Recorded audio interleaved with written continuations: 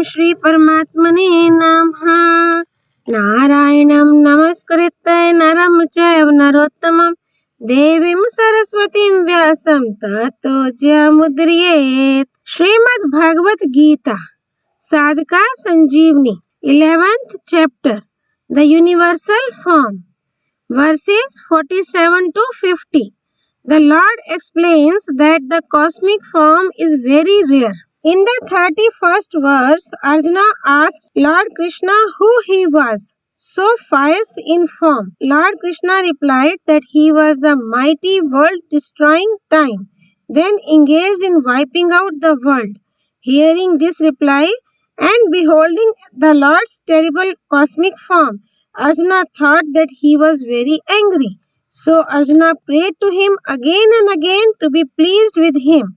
The Lord utters the next verse in order to remove his misconception. Verse 47. Shri Bhagavan Vacha Maya Prasannena Tavarjunedam Rupam Param Darshitam Atma Yogat Tejo Mayam Vishwam Anantam Adyam Yanme Tvad Anena Nadrishta Purvam. The blessed Lord said, Arjuna, being pleased with you, I have shown you through my own power of yoga this supreme, shining, primal and infinite universal form which none but you has ever seen. Comment.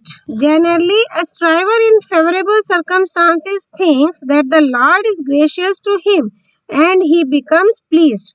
But the fact is that the Lord showers his grace equally on a striver in favorable as well as unfavorable circumstances. So, he should perceive his grace in all the circumstances and should neither limit it to favorable circumstances nor enjoy it. Attachment to happiness also binds a striver because it is an obstacle to the attainment of the state which transcends the three gunas, modes of nature.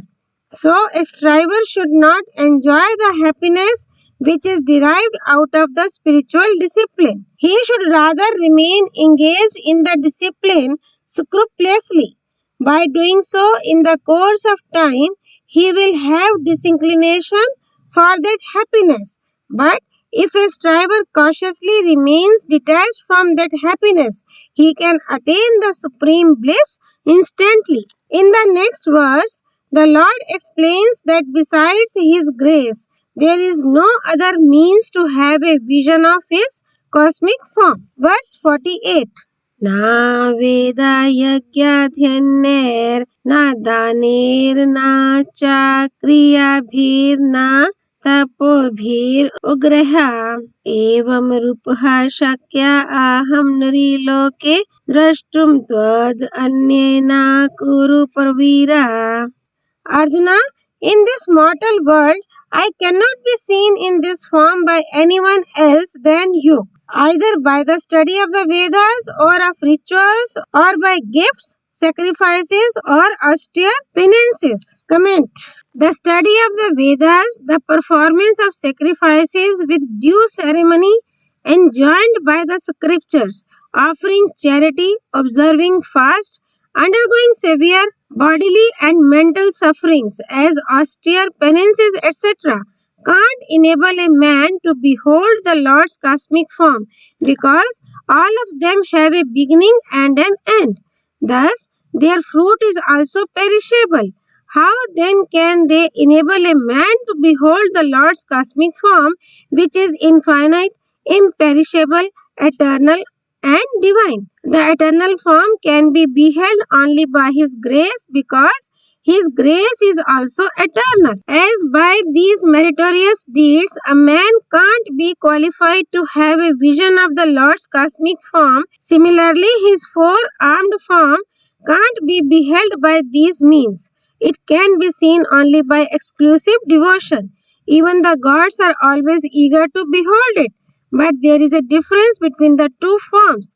By having a vision of the four-armed form, a devotee can develop love and devotion for the Lord But by beholding the cosmic form, he is terrified and so he can't develop love and devotion.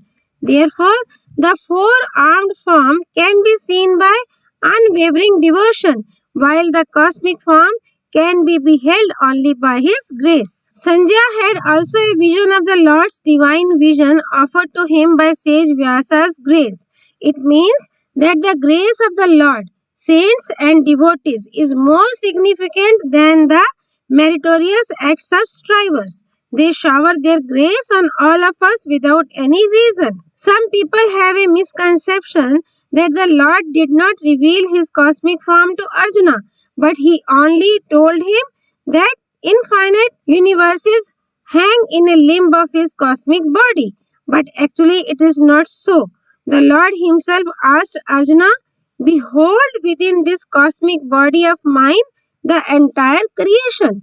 When Arjuna, in spite of his best efforts, could not behold it, Lord Krishna said to him, "You cannot see me with these gross eyes of yours. Therefore, I vouchsafe to you the divine eye." Then the Lord, by bestowing upon Arjuna the divine eye, revealed to him his cosmic form. Sanjaya also said, Arjuna saw in the body of that supreme deity, comprised in one limb, the whole universe with its manifold divisions. Arjuna, also having a vision of the Lord's cosmic form, said, I behold in your body all the gods and multitudes of different beings. Brahma perched on his lotus seat, Shiva, all the sages and celestial serpents.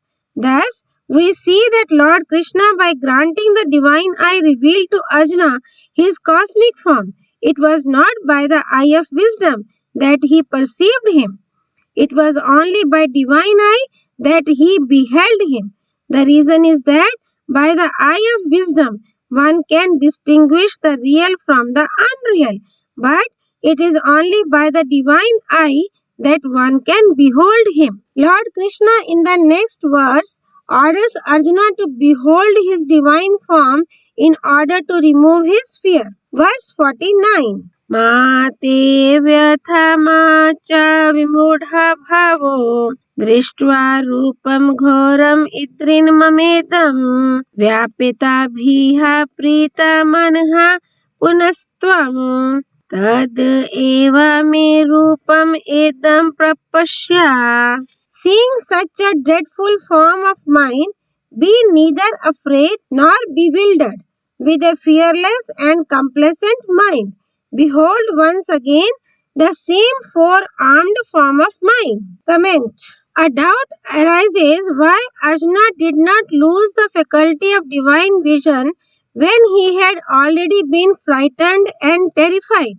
The clarification is that then Arjuna was not too frightened to lose his divine vision, but here he is much frightened now, and so being terrified, he bows to the Lord again and again and prays to him to reveal to him the divine form with four arms. It is here that he loses the divine vision. Also, Arjuna had a keen desire to see his cosmic form. So Lord Krishna vouchsafed divine vision to Arjuna, but here he has no longing to behold his cosmic form. But being terrified, he longs to see his divine form, so there is no need of the divine eye.